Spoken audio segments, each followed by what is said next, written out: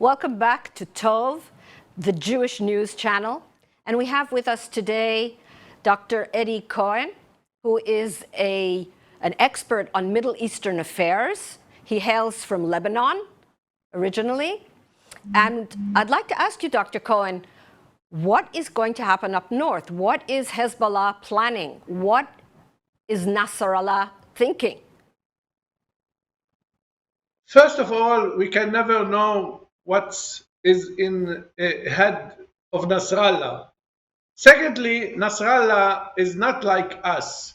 He doesn't think logically. So what, in our point of view, it's logical, he does not think as we think. But let us try to know whether it will be a war here or no.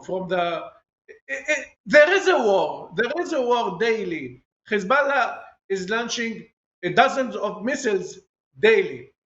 But we have to know that Nassrallah is in lose-lose situation. And I will explain. Lebanon, it's not only Hezbollah. There are Christians, there are Muslims, there are also Shiite. The majority of Lebanese people don't want a war.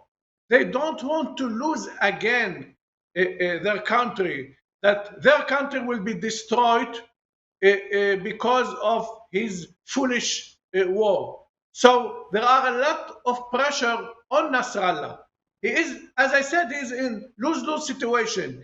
If he declares a war, the Christians and the Muslims tell you, why? We don't want a war. If he doesn't do it, the Palestinian fractions, the Iranian also will demand they want war in order to eliminate Israel. So whatever he will does, he lose some support.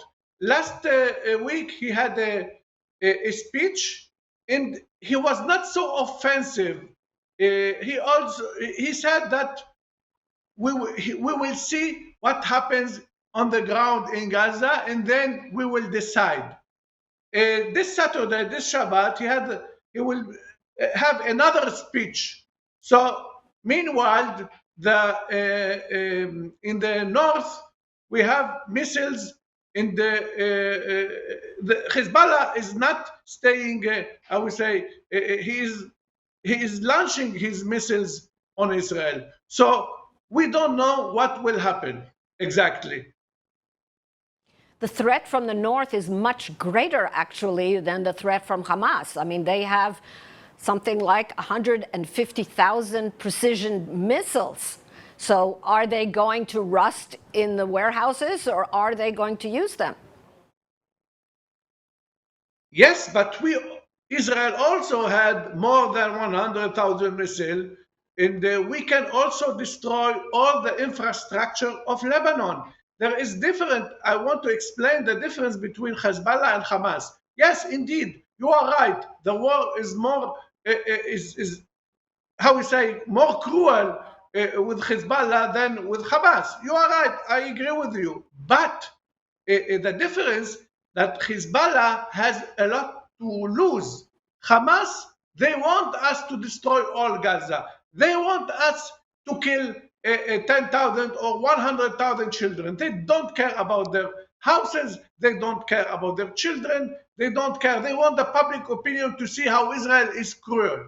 But the Hezbollah, no. Hezbollah has pressure on him. As I said earlier, the Lebanese don't want a war. I heard the Lebanese Christians speaking about this war. And they said, we the Lebanese Christians, we the Lebanese Muslims also, we sympathize with the Palestinian cause. No problem. We hate Israel. We love Palestinians. But we don't want to enter this war. This is not our war. So there are a lot of pressure on Hezbollah, on Nassrallah specifically. We have to wait to see. Maybe he will enjoy, how we say, eat the cake and have it all. Maybe he will stay in this way. Daily he will launch missiles. Maybe. But what will happen? And not to declare a war a real war against Israel. What will happen to Nassrallah if he stays out of this war, as you say, with just a few missiles here and there, on a daily basis, but not all-out war? What will the Iranians, I mean, he is a proxy of Iran, he is a puppet of Iran, and if he doesn't follow their orders, what will happen to him? Let's be clear, maybe I wasn't so clear. If the Ali Khamenei, the supreme leader of Iran, tells Nasrallah to declare a war and to enter the war, he will do it. So he will sacrifice the Lebanese people. So there's no question. If he receives an order from the supreme leader, he will enter the war, he will declare the war against Israel. There's no doubt. The Shiite religion is not like the Sunni. For example, the Sunni, there are hundreds of religious leaders.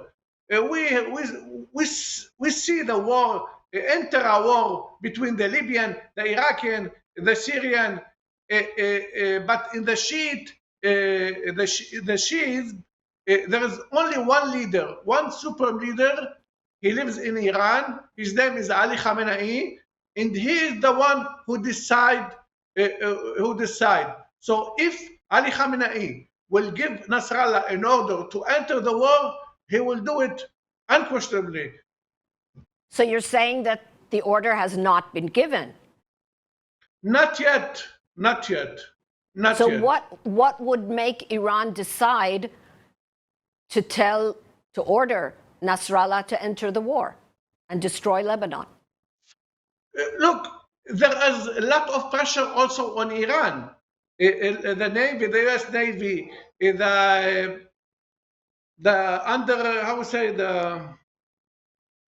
yesterday it comes to the Middle East, the submarine, the nuclear submarine, the great one. So all this picture of all the American Navy maybe will change the picture. So the Iranian will not do. The Iranian won't.